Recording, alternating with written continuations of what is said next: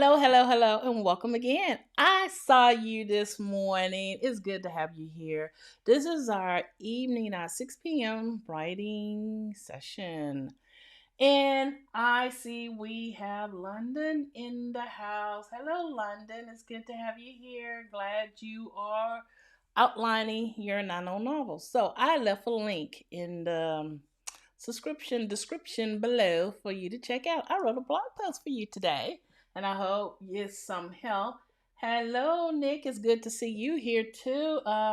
You just decided to switch to a fantasy. Wow. I knew you had it in you. You need to continue with your mystery too, because we're looking forward to having you in Cabin in the Woods. I need to tell Jen that you was thinking about joining our cabin. But it is good to have you here with us, and it is 6 p.m. So let's see. We're going to rehash some of the things we went over this morning. I'm hoping more people will join us. If not, they will catch us on the replay. And I'm drinking coffee. I decided I need coffee because usually I'm getting ready for bed at this time. But since Nano is just around the corner, it starts when? On the 1st, I think that's Sunday. I need to be prepped and ready to write anytime throughout the day and night. So let me get a sip. This coffee is good. I have some water too.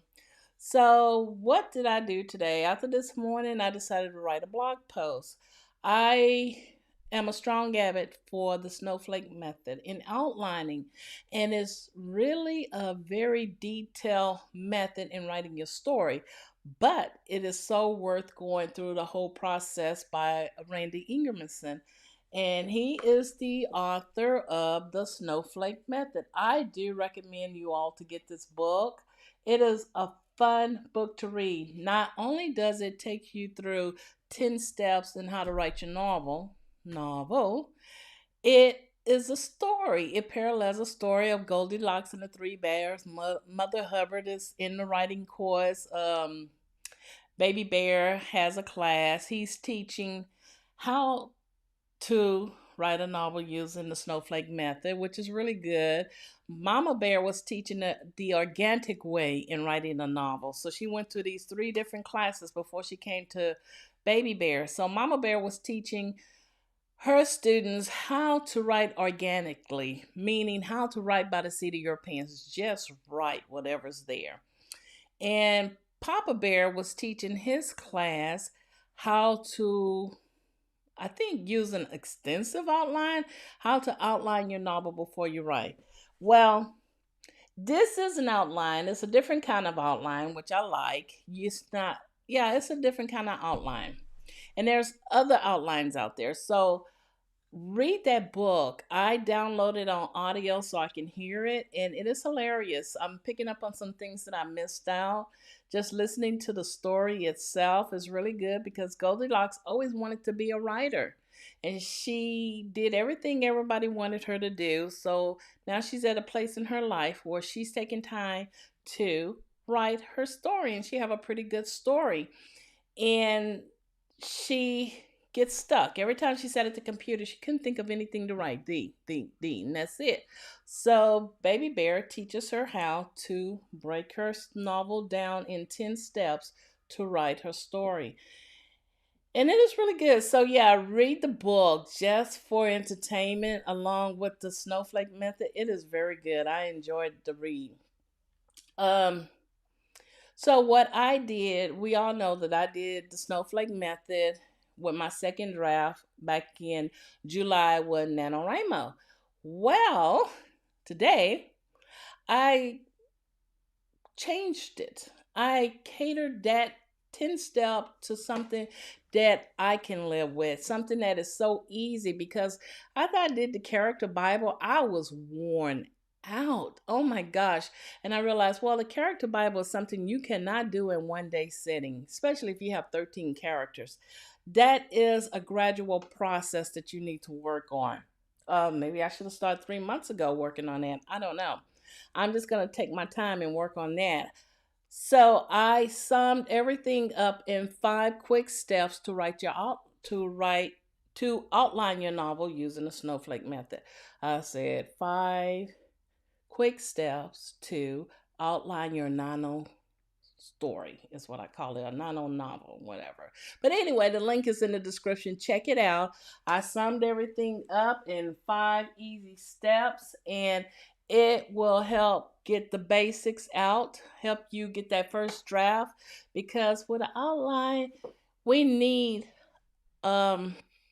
something to help us navigate our story from one point to another point, and a few detours in between. So I think that will help. I'm gonna work on that a little bit myself today, and I will be back on Wednesday morning and Wednesday evening at the same time. And again, not Friday morning, but definitely Friday evening, because that's our official Nano kickoff. We're gonna come dressed up in Halloween costume. Nick, if you want to join me, send me an email or just hit me up on a messenger later, and it'll be good to have a group of us on the stream dressed up in our Halloween costume, getting ready, getting all pumped up and excited for NaNoWrimo, which starts at midnight.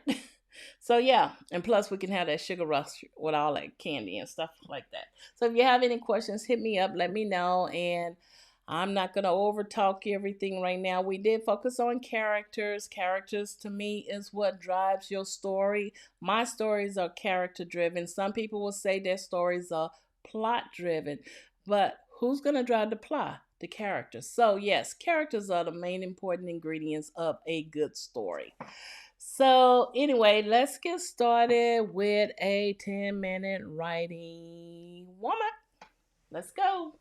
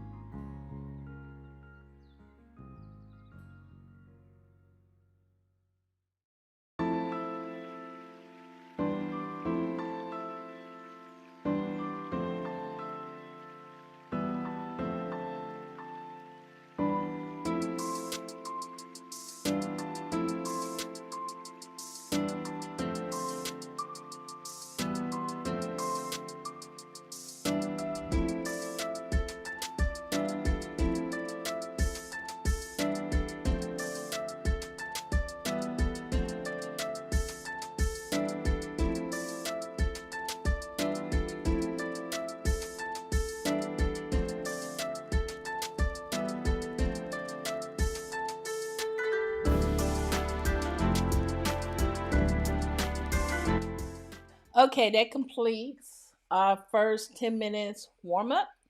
So let's see, we got some chat going on. Hey, Ann, it's good to have you here. Ann said, while you was printing this round, I'm going to eat something real quick while I brainstorm. Okay, good. I think Nick said the same thing. He's teasing me about having too many cups of coffee already. Actually, this is my first cup of coffee. I'm a little wired because I'm just wired, which is a good thing because I can think. I'm not sleepy. And he's also said he's writing a fantasy. I think I shared that with y'all earlier because his kids told him to. They want him to be the next Harry Potter. Ah, that's interesting. I love Harry Potter. I'm a big Harry Potter fan. And this is one of my writing totems is Hedwig. I love him. I love owls. I just love owls. I can't take him out to play, but I can keep him in here and look at him for the wise old inspiration. So, yeah. So usually we have writing totems or totems or whatever they call them. I know Ann has one. Those are little motivational friends that we keep near us while we're writing. I did have an owl. I don't know where he is. I bought him the other day. Well, a couple of weeks ago. But I just keep my Hedwig over there and try to keep my desk clear. So anyway, some of the things I shared earlier about characters. Characters are very important. Um, don't create boring characters. And I realized one of my characters, my main character, seemed a little boring to me. Seemed like all the supporting characters was more exciting than her. Even though she has to investigate them, ask questions, and snoop around in their personal business. All those little secrets they have was so exciting to me, and it kept the story really interesting. And I was like, okay, maybe my main character is playing it too safe. You know, that's something you need to be careful of. Don't want your characters to play it too safe. You don't want no kind of perfect characters or your good characters. Even your protagonist shouldn't always be the good character. There should always be some secrets that they have that can really devastate someone who think, well, they live the perfect life or whatever. Well, Bay's friend Rhonda looks up to Bay. She thinks Bay has it all together. She thinks that she is a woman of strength and she can carry her own. But Bay don't really have it together. Bay just don't share all her business with everybody. She got a lot of deep rooted issues, and one of them is dealing with love and relationship. For some reason, she can't keep a man, and some reason she keeps rushing into a relationship without actually getting to know these guys. You know, she's been engaged 3 times already. You know, it's like, okay, that's something good. Plus, her secret is she don't want everybody to know that she can read tarot cards, and she has some form of psychic abilities. You know, in which her little holy roly Christian town is totally against the town psychic. So I'm trying to think, what else do they have in her closet that would make her seem more relatable and more real? Well, number one, she's overweight. I think almost all of Americans is overweight. She don't look the same that she did 10 years ago, and when she returns home, she have a self-image complex, you know. So, that's another thing. And she carries this facade as though she have it all, but she breaks down. She really breaks down, and Rhonda sees that for the first time. So what I'm saying is look into the emotions of your characters. Get really, really deep and bring those vulnerabilities out so you can put them on paper, and when readers read it, they can sort of relate and realize, okay, this person got some major issues going on. This person reminds me of my neighbor, a little bit of myself or something. So yeah, don't make no boring characters. Bring out some of those secrets. Bring out some of those vulnerabilities they carry inside that facade and break it. Also another thing, all my other characters are really exciting. So yeah, I got to work on her. Names. Names are so important. You don't want long, complex names for your characters. You want a name that is memorable, something unique, but at the same time, your readers will remember them, or won't get confused and go back to the beginning of the book trying to figure out, now who is this or who is that. I read a book a long time ago, Paradise by Toni Morrison, and she had a lot of characters in there, and it's like I got so confused with who was who. So you want to be careful with that, especially if you have a lot of characters in your story, and try to use uh don't name your characters, don't let your characters have the two similar names or the same initials. That can be confusing. And I said earlier, well, I have a Ain't Ivy James, but everybody know Ain't Ivy, but then that's Ida Mae Brown. Even though both their name starts with an I, um they two different ones in a way. Ida Mae Brown, and everyone in the story calls her Ida Mae Brown. She's the little nosy woman who knows everybody's business too, you know. I'm sure everybody know a neighbor or someone that's know everything that goes on, but they do it in a very sneaky way. And that's Aunt Ivy James, but we call her Aunt Ivy. Everybody calls Aunt Ivy, whether she's their auntie or not. So yeah, you want to check with names, check with name generators. There's some good ones out there. Like I said, I use the one in the UK. I just type in name generator, and usually it's the first one that comes up. Even if you have a fantasy name, want a fantasy name, pen name, character profile, that generator is really, really good. Let's see, what else did I say about names? Oh no, that's it for now. So let's see. Anne said that Jen did a podcast with several character profiling questions. Hey, Anne, share some of those questions in the comments so I can highlight those and share it with our uh, people today. And as a subplot, what is your character's life? Oh, what is your character's lie, and how does he or she discovers the truth? Ooh, I like that about him or herself. My character's lie. Well, they have a lot of lies. So I guess I need to bring all those lies out on the surface so she won't seem so boring. Oh my gosh. That is it. I just discovered some lies about my character that she's been hiding and keeping hidden. And actually, when she moved to Houston from Payton County, which is a big metropolitan city, she had her family and friends back in Payton County, a very small country rural town, thinking one thing about her because she left there with high honors in all her grades. She graduated as most likely to succeed. She was the class president. She was the one that was going to go far. So immediately out of high school, she left Payton County and went straight to the big city, and everything went downhill for her since then. But she never shared those lies with anybody at home. And believe me, living in a big city and getting caught up in a bunch of mess, oh my gosh, she got a bunch of lies. So I just brought my character persona to life. She is not that boring. I just have to make sure I include that in the story. That is a good one. Okay, Ann says, let's see. What else? What does your character wear? Yeah, I have that in part of my character profile that I made. If you go back to, I guess, last week and look at some of the snowflake method about the character profile, I share a link with everyone. So my main character, Bay, she's a little heavy set. She loves sundresses because in Texas it is always hot, especially in the deep south of Texas, close to the Gulf. It's hot and humid. And she loves flip flops. Her cousin, yes, Nick, her cousin makes flip flops on the side, and he create these He's an entrepreneur. Not that he wants to be a fashion designer or a guru or anything.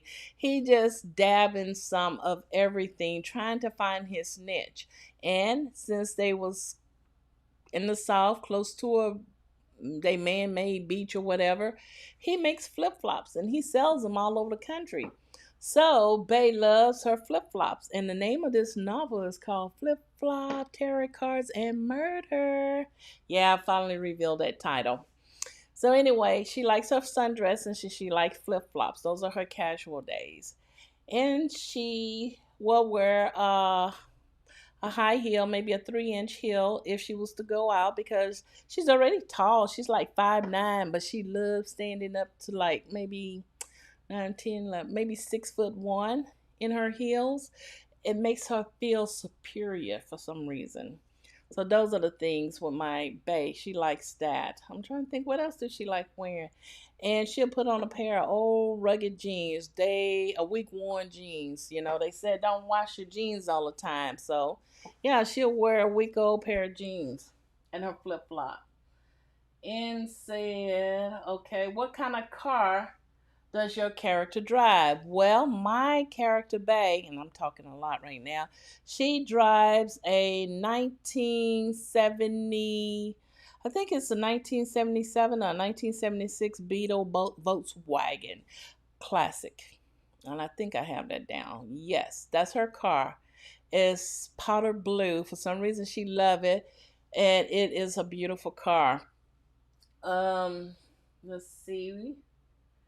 She also shared, if your character invites you over for movie night, what movie would you watch? Who? I don't know. I don't know what movie Bay likes watching. I'm going to say she likes horror movies. I hate horror movies. I am so scared of horror movies. But I think she likes horror movies. She likes to have a good scare. And like I said, she pretends that she ain't afraid of anything. So yeah, she will have some kind of... Ooh, it's Halloween. Freddy Krueger. Who was that? Halloween.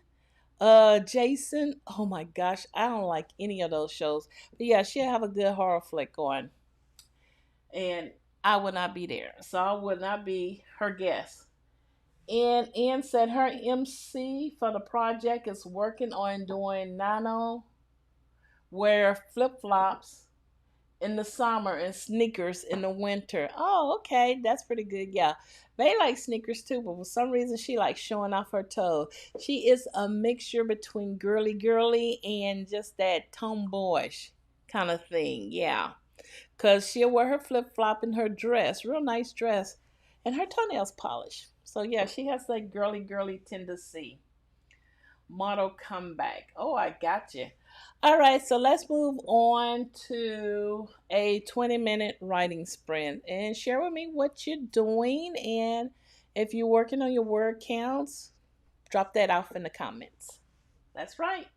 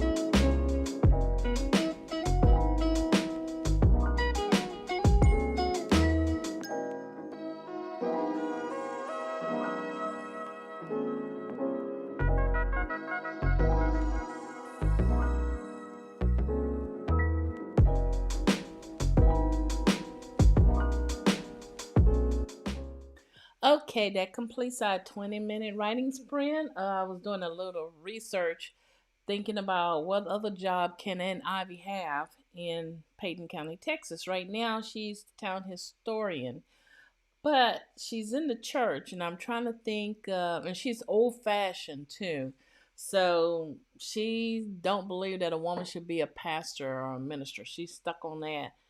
But I'm trying to think what ministry should she be over because somehow Miss Holy Rollier than Dow Lane Ivy is could be a murder suspect, at least according to Bay. So yeah, that's what I'm working on right now. Nick says that he needs to download my character profile. Yes, you do, because it's really detailed. And yeah, it's a lot of work. I do recommend do a little bit each day so you won't get burnt out. I got burnt out. Ian says that for you to check out Jen Lowry's write what is it writers podcast. She also got a 15-minute character question text file that she can send you if you want. So yeah, Ian, hook them up with that. Send it to me too, because I will like look at it. You know, I might be able to add more details about my characters because I'm writing a series. So anyway, I hope y'all are really being productive. When Nano come around, we are really gonna be pushing for those word counts. One of the tips I want to offer anyone who's doing Nano, don't really get caught up with how many words you can get a minute. I mean, it's fun, and that's what happened to us when we first participated in Nano. We was caught up in the word war, and by just writing fast without thinking, just to get our words down, my first draft was all over the place. I still knew the basics of my story. I didn't have an outline. There were times that I got caught up in the word war in the time sprint, especially the ones we did on Nano and in some of the groups back in the day. It was just awful. So my deal is for newcomers, just write. Take your own time, find your pace, and think about your story and write. You know, sometime thinking about, oh, I got to get 1667 words today, and the next day you don't do it, that can play with your psychic. It either make you want to say, forget this, I can't do it, and you stop. Never stop. It doesn't matter how many words you got, as long as you got something down. I always tell people one word, one sentence, one paragraph, and one page at a time. That's all that matters. So focus on your story, get it down. Don't get too caught up in the word wars, especially during your sprint, but utilize that time to just stay focused on your story and write. Don't edit. You can always go back and edit during the second. And believe me, after doing that first draft, I didn't edit and I was able to finish it in 30 days. And that was my main goal. I knew what I wanted to write. It wasn't the best draft, but the fact is, I got it out of my head and I wrote it down, and it took 30 days to get it out. And once you finish, no matter how bad it is, you're going to be so proud of yourself. That is such an accomplishment. So, yeah, keep focus on your story and just get those thoughts. Mine was like a slow movie, motion picture. I can see the movie in my head, and there was times I would write with my eyes closed, type with my eyes closed, because I see it in my head, and I would get so focused, and I was like the court reporter, just recording everything. So yeah, don't get so stressed out on the word count or how many words you didn't do this day or that day. Just write as much as you can. Get that story out, and that's what you need to focus on. And said, let's see.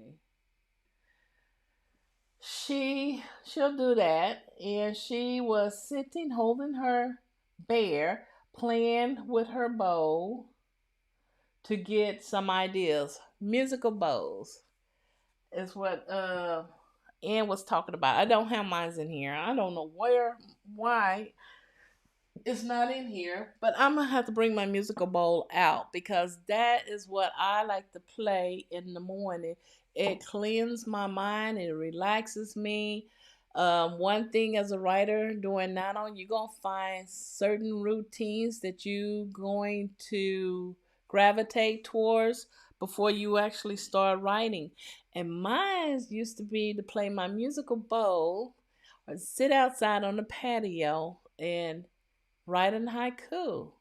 And writing a haiku was just my way of meditating and clearing my thoughts. So, yeah, you'll find something, some little habits that you would do. It changed now, though, but I'm going to create a new habit besides drinking coffee before I start writing every day. So, find your habit or discover it. You may discover it. And they had said, "Oh, my first nano project was all over the place." Yeah, mine's too. So that's why I said, don't stop. I don't care what you do. Do not stop. Just keep writing. If your story taking a detour from your outline or from something you didn't even give thought to, keep writing. Just keep focus on the story that's in your head, and that's where you see everything played out at. So don't stop. We'll worry about editing in the second draft.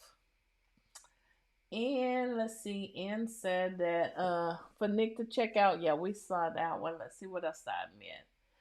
Anyway, let's go on to a 30-minute writing. You may be brainstorming, you may still be writing or thinking. I'm thinking and doing some research and writing it down because I'm trying to give Aunt Ivy something else to do that's related to the plot and the story. And I'm looking up the roles because there's a difference between Southern Baptists and just Baptists, you know. So she's one of these black Southern Baptists, which is totally different too. So I'm trying to find something within the church because that's something she holds on strong to. And even though she's in the church and she's always throwing the Bible at everybody, this is not a Christian novel. It's not a Christian, what you call it, Christian genre, but it has elements of one in there. So on top of that, her throwing a Bible, it's a possibility she could be a murderer. Wow. Everybody got sins. So yeah. Ann says she came up with a little verse to express what my MC sees as part of her First, Charles Bonnet syndrome, hallucination. Cool, and I'm so glad you're getting inspired. Just continue to share with us in the comment. And we're going to move on to a 30-minute writing sprint. That's right.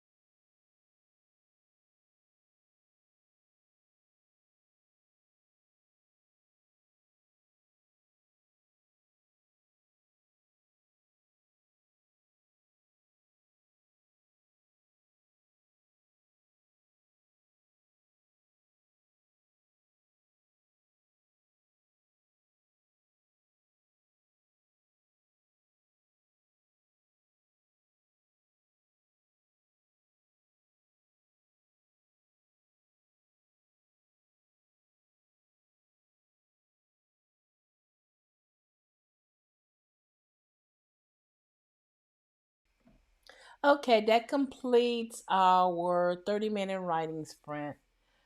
So next we're going to move on. Well, we're going to wrap it up. There's a 7-minute wrap up, so let's start.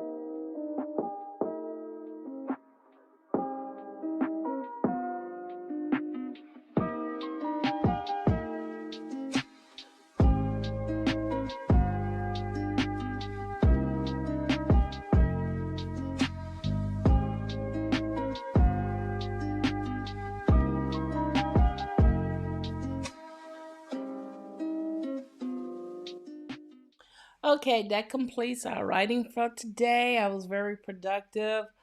If you remember, maybe a couple of weeks ago, I was thinking about getting rid of Rhonda from my story, which is Bay's friend, and decided to keep her. Well, as I was writing about Rhonda, I discovered she's staying because she is the main reason Flip Flop is in my title. So, yeah, I'm really proud of that. So, I hope y'all was able to be productive. Let's see the comments. Nick said he's getting a lot done. Good job. I'm very proud of you. Let's give you an applause.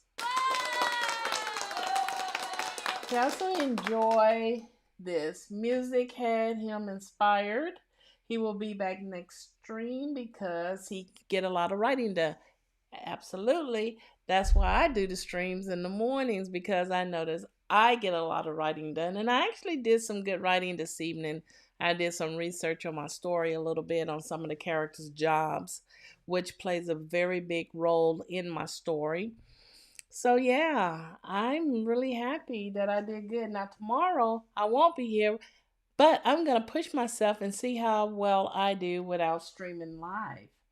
Um, Nick said that he was able to get 363 words. Oh my gosh. I'm a slow writer though, but it's more than I started with. It is, and that's the key. You always one word more than what you have. And you should be so proud of yourself because that is such an accomplishment.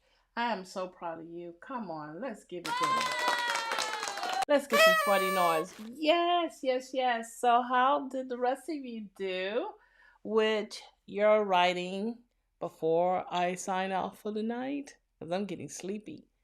And I get a little wacky when I get sleepy. I'm going to drink some water. How are you doing over there, Ian? And how are you doing, London?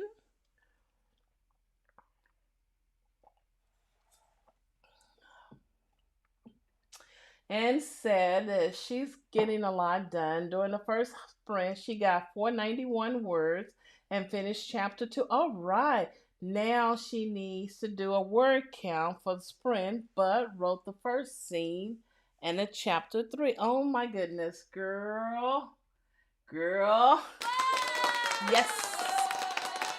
Come on, let's see what other noise we got here. Yes. Alrighty.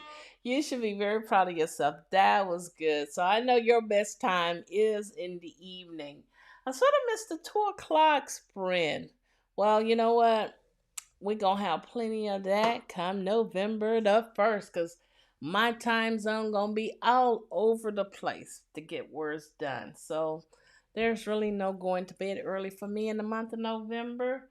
I hope the rest of you was very successful. London joined me early this morning. It was such a pleasure having London there. And I just want to say I'm glad you all joined me and said on this round, let's see. She got 309. You go, girl. You go, girl. Let's see what I got here. I like that sound. I'm having fun. So, anyway, I just want to thank you all, and I will see you Wednesday morning at 5 a.m. Central Time, and I will be back Wednesday evening at 6 o'clock Central Time.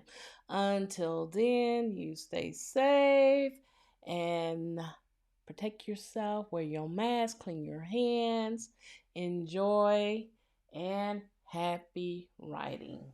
Until then, let's go. Bye bye. I'm sleepy.